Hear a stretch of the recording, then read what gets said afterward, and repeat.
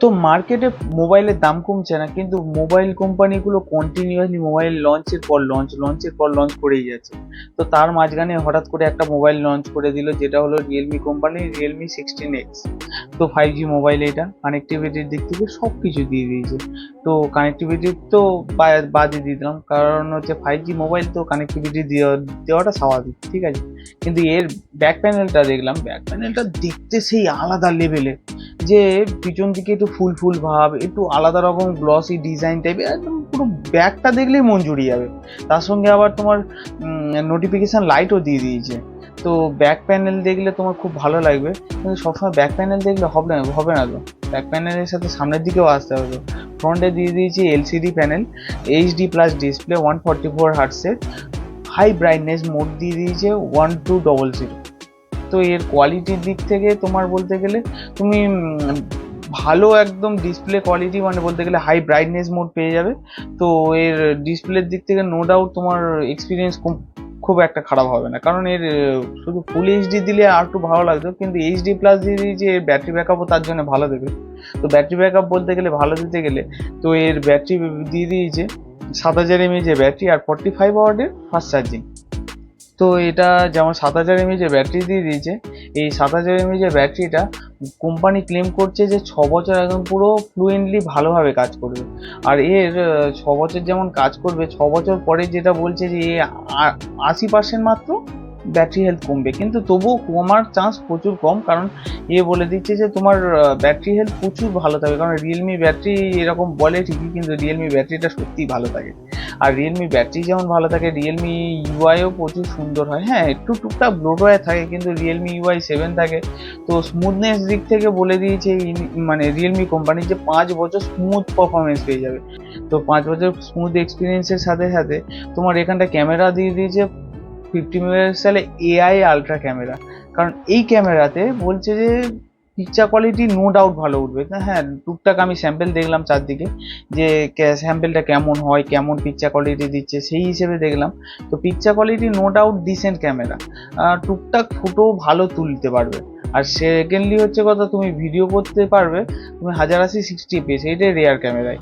আর front camera দিয়ে দিয়েছে 8 megapixel, averagely তেমন একটা ভালো বলবো না, কিন্তু তবুও ঠিকঠাক, এটা ক্যামেরা ফোন নয় তো, তবুও ঠিকঠাক আছে।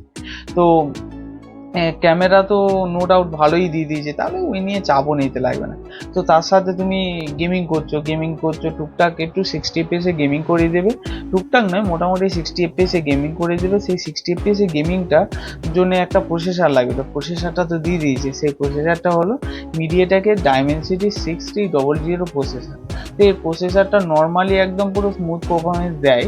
আর 60 fps গেম নর্মাল এই বাজেটের মধ্যে ঠিকঠাকই আছে। ফ্রি ফায়ার খেলতে চাইলে ভালোভাবেই খেলতে পারবে, পাবজি 60 fps পর্যন্ত ভালোভাবে চলবে।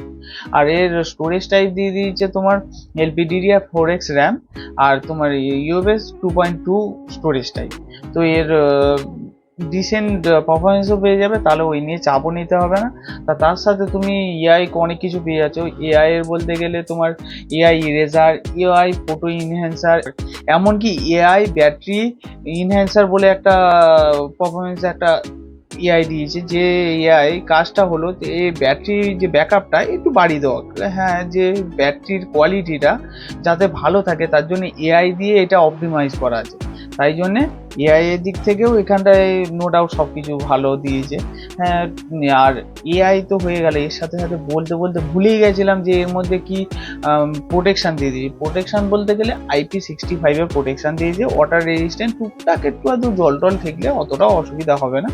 আর মিলিটারি গ্রেড সার্টিফিকেশন, মানে একটু পড়লে টরলে ভাঙবে না, কিছু হবে না। হ্যাঁ, এর ব্যাকে প্লাস্টিক আর সাইড ফ্রেমও প্লাস্টিক, কোনো গ্লাস বডি নয়, কিন্তু এর দাম হিসেবে এটা বলতে গেলে মিড রেঞ্জ নয়, লো রেঞ্জের মধ্যে এটা তোমার নো ডাউট ঠিকঠাকই পারফরমেন্স দিয়ে দেবে। তুমি এটা বলতে গেলে তোমার একটা ব্যালেন্স, একদম পুরো মোবাইল, এটা তুমি ব্যালেন্সলি ভাবে সব কিছু পেয়ে যাবে। তো মোবাইলটা নিলে খুব ভালো, খারাপ নয়। ব্যালেন্স মোবাইল চাইতে গেলে এই মোবাইলটা খুব ভালো মোবাইল, কারণ ব্যালেন্স হিসেবে এই মোবাইলটা প্রচুর ভালো দিয়েছে। তো এই মোবাইলটা নিতে হলে তো এখন নিতেই পারো, 25,000-এর নিচে আছে। তো দাম হিসেবে ঠিকঠাক পারফরমেন্স দিয়েছে, কারণ এখন যা মোবাইলের দাম সেই হিসেবে এর দাম হিসেবে এই প্রোডাক্টটা প্রচুর ভালো। এবার যদি পরবর্তীকালে দাম কমে তখনকার ব্যাপার আলাদা, তখন যদি পরবর্তীকালে দাম কমে এরও দাম কমবে। তাই জন্যে পরবর্তীকালে কথা ছেড়েই দিলাম, কারণ টানা 1 বছর ধরে কন্টিনিউয়ালি এরকম পরিস্থিতি। তাহলে এখানে মাথা এদিক ওদিক না দিয়ে এটা নো ডাউট একদম ব্যালেন্স ফোন, তুমি নিয়ে নিতেই পারো, তোমাদের জন্য রিকমেন্ড করতে পারি, খারাপ নয়, ব্যালেন্স ফোন হিসেবে দাম হিসেবে ঠিকঠাক আছে। তাহলে আজকের মতো শেষ, এবার একদিন পরে যে কোনো একদিন দেখা করবো, তাহলে টাটা, গুড বাই।